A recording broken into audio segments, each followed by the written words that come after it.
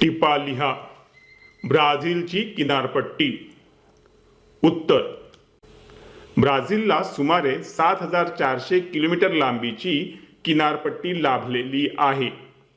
या किनारपट्टीचे उत्तर किनारपट्टी व पूर्व किनारपट्टी असे दोन विभाग केले जातात.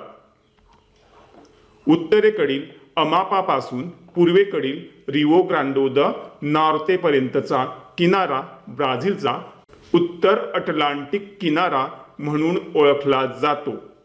तेथून पुढे दक्षिण दिशेला पसरलेला किनारा ब्राझीलचा पूर्व किनारा म्हणून ओळखला जातो.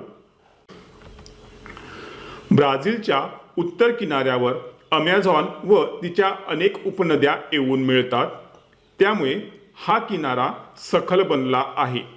या किनाऱ्यावर माराझोन बेट, माराझोन व साओ मार्कोस उपसागर आहेत. माराझोन हे किनारी बेट अमेझॉन व टोकॅयटिस या नद्यांच्या दरम्यान तयार झाले आहे.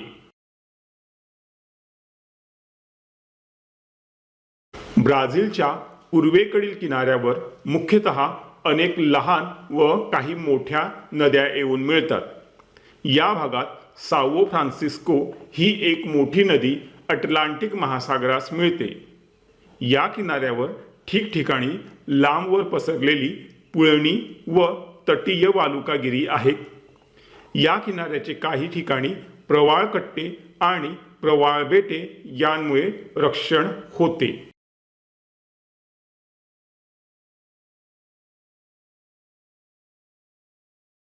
इथे आपला हा व्हिडिओ कंप्लीट झालेला आहे.